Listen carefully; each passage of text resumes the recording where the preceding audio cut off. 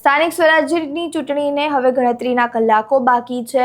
આવતીકાલે 26 એપ્રિલના રોજ મતદાન યોજાવાનું છે, ત્યારે અત્યારે દરેક પક્ષો દ્વારા જે પ્રચાર પ્રસાર છે તે બંધ કરી દેવામાં આવ્યા છે। આચારસંહિતા લાગુ પડી ગઈ છે।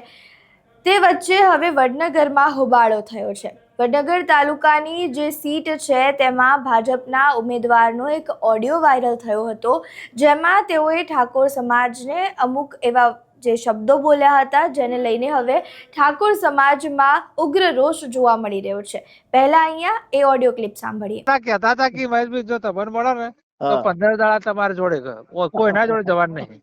બરાબર બરાબર હે બરાબર તમને ખબર છે ને કે તમારા ઠાકોર બધા આપણા ઢેકલે ઘંટડી વગાડી। ઓડિયો ક્લિપ તમે સાંભળી। હવે આ ઓડિયો ક્લિપને લઈને જેમાં જે શબ્દોનો ઉપયોગ કરવામાં આવે છે તેને લઈને જે ઠાકોર સમાજની મહિલાઓ છે તેમાં ઉગ્ર રોષ જોવા મળી રહ્યો છે। તેઓ વડનગર તાલુકામાં અત્યારે રોષ ઠાલવી રહ્યા છે, ભેગા થયા છે, રણચંડી બન્યા છે। ત્યારે અહીંયા જે મહિલાઓ છે તેમના દ્વારા અત્યારે જે રોષ ઠાલવવામાં આવી રહ્યો છે, તેમના દ્વારા શું કહેવામાં આવી રહ્યું છે તે સાંભળો।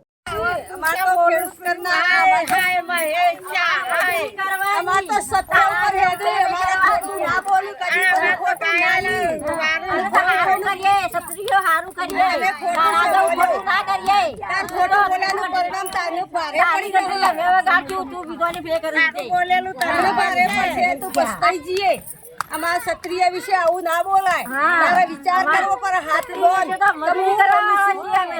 તને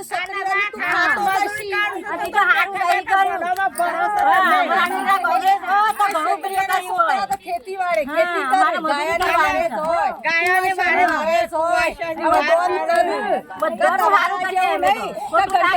મારા તો ક્ષત્રિયો કે હોય તારા ઠાકોર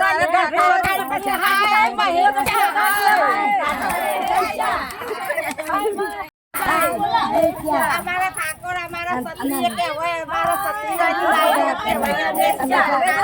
ના બહેરો છીએ અમારા બેટી ખાતો અને તારા કંઠી ના વાગે યુ ઓલા રાખે હાય હાય મહેશા હાય હાય મહેશા હાય હાય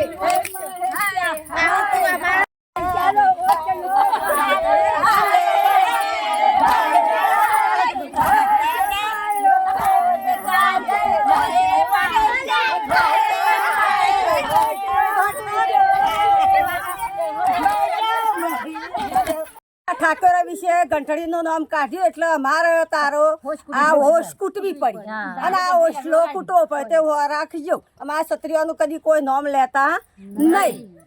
અમારા ક્ષત્રિયો તો એવા નહીં, અમારે તો સમાજ બધું સારું જ છે। એવું કોઈનું ખોટું ના બોલ, કદી કોઈનું ખોટું ના કર, કોઈનું ખોટું ના લી અને કુંવાઈશોને બચાવ્યું, ગાયોને બચાવ્યું અને મજૂરી મહેનત કર। અમે ક્ષત્રિયો છીએ અને તારે ઘંટડી વાગે તારી ના વાગે હો રાખજે।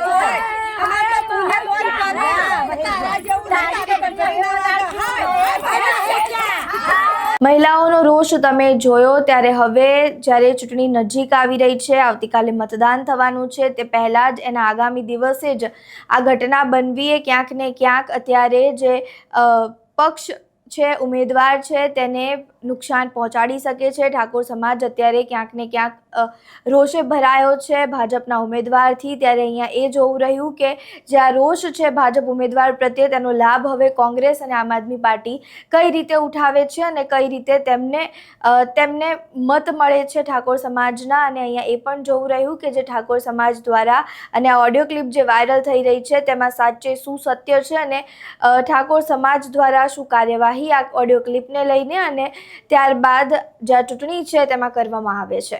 તમારું આ સમગ્ર મામલે શું માનવું છે? તમારા મંતવ્યો અમને કમેન્ટ બોક્સમાં જરૂરથી જણાવજો। જો વિડીયો પસંદ આવ્યો હોય તો લાઇક, શેર, કમેન્ટ કરો અને મારી ચેનલને સબસ્ક્રાઇબ કરવાનું ભૂલતા નહીં। નમસ્કાર।